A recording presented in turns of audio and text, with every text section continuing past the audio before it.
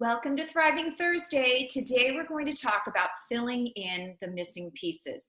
All month we've been talking about what we did well in the last year, what we could do better, what we did poorly, and how we're going to make the next year the best year ever. So today we're going to talk about some of those missing pieces that probably many of you are missing, because that's why it's called missing pieces, that you can do better in the next year and may require you to hire a coach or something along the lines of making things better in your platform. So let's take a look. What are you missing? If you're missing some of the pieces that are on what we're going to go over, chances are that you are not having the opportunity to increase your revenue. So what's the first thing we're going to talk about is list building and nurturing. I talk to people every day who don't have a significant list. A list is your gold. It's the one piece of your platform that no one can ever take away. Social media and algorithm can change and your whole platform is gone like tomorrow.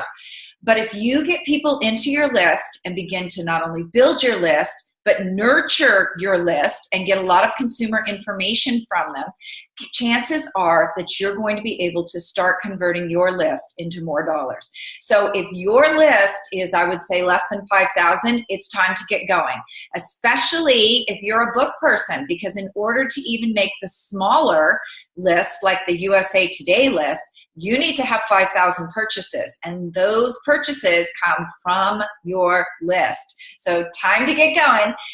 Once you have people in your list, it's not time to stop.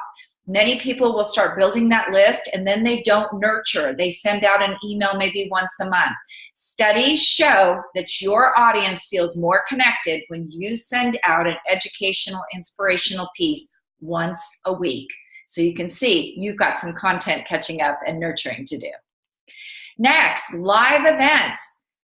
It might be time for you to move to that next step where you're working with an event planner, you have a venue, and you're giving workshops that are substantial, selling tickets, and being able to speak and sell programs, upsell at the end of your live event. So if that's an area where you're not currently excelling, it's time to start thinking about doing that. There are a lot of really good event coaches out there, as well as event planners who can guide you through the process. Product launches.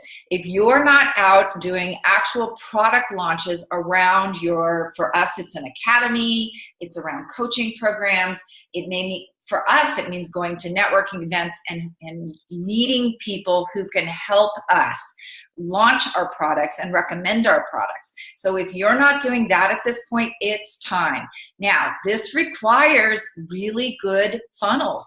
You need sales and marketing funnels to be able to do this effectively online. So that may be your big thing that you do this year, is learn how to build converting funnels. And you notice the word there that I put emphasis on was converting.